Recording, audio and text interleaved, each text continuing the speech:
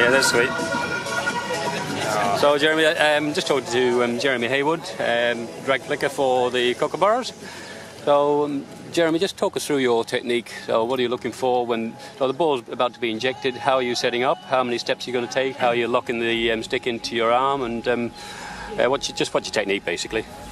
Well, everybody's technique is a little bit different, I think, but there's still a couple of elements that you try to keep the same. I mean, your preparation and your as you approach the flick, you vary with the amount of steps and the amount of distance you're away from the ball, and it varies on what you prefer really.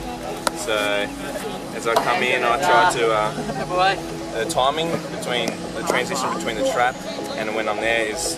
I try to keep that as small as possible, so the timing is important with the push. So as I come in, I try to get my left foot as close to the ball as I can, and I come through and I try to keep my body upright and strong. So, and at the same time I'm tucking my right foot behind, and some people go in front, some people go behind, or some people do a little side step, and it all depends on what you feel comfortable with and what makes it easier for you, I guess. So, but with me, I tuck it behind, and I try to plant my right foot as early as possible and keep as much weight on it as I can. So right here, I've got my right foot down, and I'm watching the ball and trying to keep control of the ball at the same time. As I go through, I'm tucking my left hand back, and that helps me drag the ball straight at goals rather than moving it off on a different angle, I suppose. So dragging straight at the goals is pretty important, and then I can go either direction and be able to manipulate the goalkeeper in what I want them to do, and I can go the opposite direction. So, and then as I'm dragging straight, I keep the right foot planted.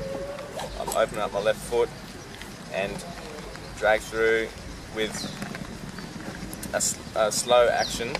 Slow, fast, which our coach kind of describes it as, and so we go through, and it's almost like a whip at the end of it. So it's not one long movement. It's a slow and fast little whippy action right at the end, which creates the most power, I believe, and it's a pretty good skill to have. I mean, be able to get selected in most of the teams when you have a good drag flicking skill, but definitely you need to be robust and stretching afterwards, because it's an injury-prone sort of position to be in, and a lot of flickers will say they get a sore back and sore knees after flicking. So being able to look after yourself while flicking is probably important for your longevity, and probably after your career as well.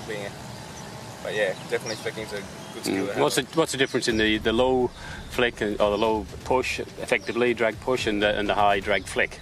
There shouldn't be much difference. It should be just the angle of your stick. Yep. So you kind of keep it as late as possible, so the keeper can't really see where you're going. So it should be just the angle of the stick. So it's really hard for the keeper to tell if you're going high or low. Sweet. So that should be the only real difference. But yeah.